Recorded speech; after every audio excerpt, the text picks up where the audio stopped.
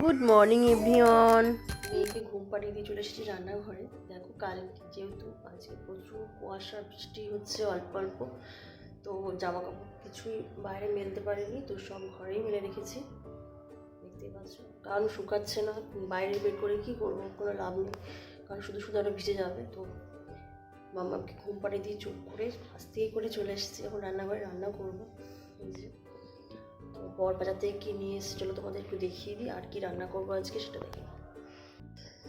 এই যে বাজার থেকে নিয়ে এসেছে ভোলা মাছ, তো আজকে ভোলা মাছের ঝাল করবো। আর এত ঠান্ডার মধ্যে আর কিছু ভালো লাগছে না, দেখি কি কি রান্না করি। তো চলো সঙ্গে থাকো, ভিডিওটা দেখতে থাকো। তো দেখো মাছগুলো আমি ভালো করে ধুয়ে নিচ্ছি। আর প্রথমে আমি কিন্তু এই আমার চামচ দিয়ে আমি আঁশগুলো ছাড়িয়ে নিই, তা নাহলে খুব প্রবলেম হয় বটি দিয়ে আঁশ ছাড়াতে। তো তোমরা যারা যারা বটি দিয়ে ছাড়াও তারা কিন্তু এই টেকনিকটা ব্যবহার করতে পারো। আঁশগুলো বটি মানে প্রথমে চামচ দিয়ে ছাড়িয়ে নিলে তাহলে বটি দিয়ে পরে কাটতে সুবিধা হয়।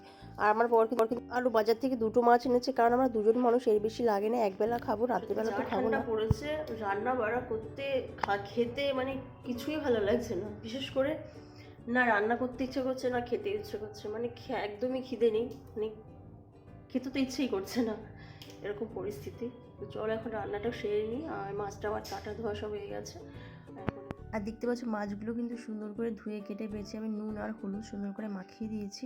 এবার রান্না করবো বলে আর মাছটা আমি তেলে দিয়ে দিয়েছি গরম করতে মাছ ভাজা করে এবার আমি তাড়াতাড়ি করে মিক্সিটা করে নিচ্ছি, কারণ তাহলে রান্না করতে দেরি হয়ে যাবে। আর মেয়ে যদি উঠে পড়ে তাহলে তো হয়ে গেলে আমার একটু সারাদিনের কাজ করা, মানে রান্নাবান্না কিছু আমি করতে পারবো না, কারণ সেটাই দিচ্ছি, মানে কী আর বলবো। তো দেখতে পাচ্ছ তরকারিতে আমি মানে কড়াইতে মশলা দিয়ে মশলাটা ভালো করে কষে নিয়ে এবার কিন্তু, আর এখানে কিন্তু সর্ষে দিয়ে মাছটা রান্না করছি।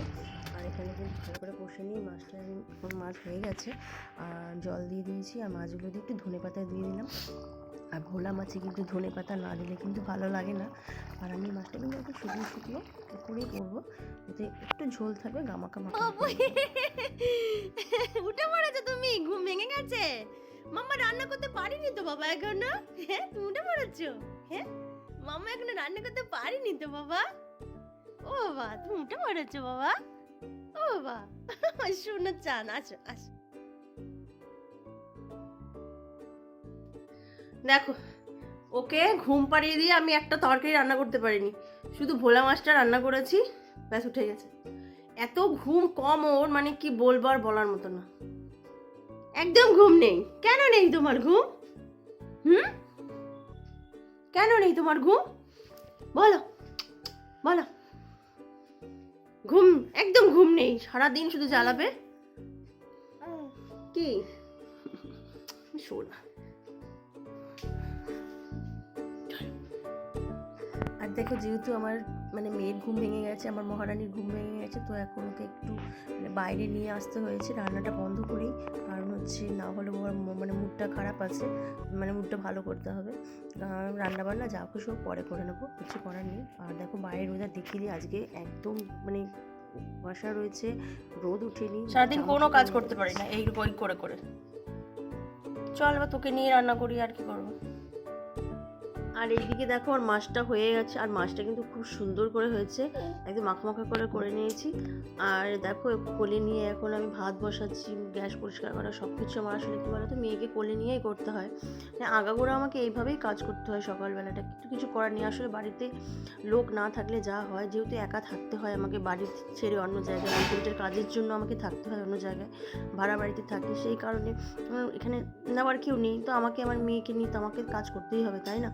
তো মেয়েকে নিয়ে আমাকে কাজ করতে হয়, আমার বেশ ভালোই লাগে করতে। এগুলো ফেলো না বাইরে মা। ও মা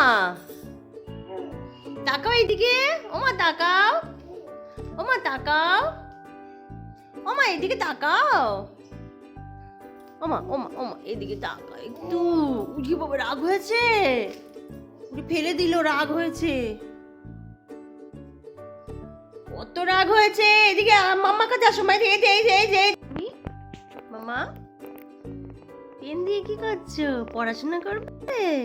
কি আমি নেব কি করবো পেন দিয়ে? আর এখন বাজে হচ্ছে 4টের মতন, তো আমাদের খাওয়া দাওয়া হয়ে গেছে, মেয়েকেও খাইয়ে দিয়েছি। আর এখন বিছানা টিছানা সব পরিষ্কার করে ঘর দোয়ার পরিষ্কার করে সব কাজ বাজ সেরে এখন বসেছি। আর আমার মেয়ে তো এমন মেয়ে, সারাদিনে একটু ঘুমোয় না, সারাদিনে ঘুমোবে না, আর কখন ঘুমে জানি না। তো দেখি এখন ঘুম পাড়াতে পারি কি না, শোয় কি না। এখন সব পরিষ্কার করা হয়ে গেছে, বিছানা টিছানা তুলে ভাঁজ করা। অবশ্য ভিডিও করতে পারিনি আসলে, আমি একা হাতে একটা মা, এক হাতে সব করতে হয়, সংসারের কাজ থেকে আরম্ভ করে মেয়ে সামলানো সব কিছু আমাকে একা করতে হয়। কোনো কাজের লোক নেই, বাইরে থাকি, ভাড়া থাকি। ফোনটা নিয়ে ভিডিও করাটা আমার পক্ষে সম্ভব না একা একা, কারণ যেটুকু পারি সেইটুকু আমি আস্তে আস্তে তুলি। সেই জন্য আমি সব কিছু তুলতে পারি না, আর আমি দেখাতেও পারি না। তো একটু একটু করে করি, একটু একটু করে তোমাদের দেখাই। তো ভালো লাগলে প্লিজ লাইক কমেন্ট সাবস্ক্রাইব করো চ্যানেলটা।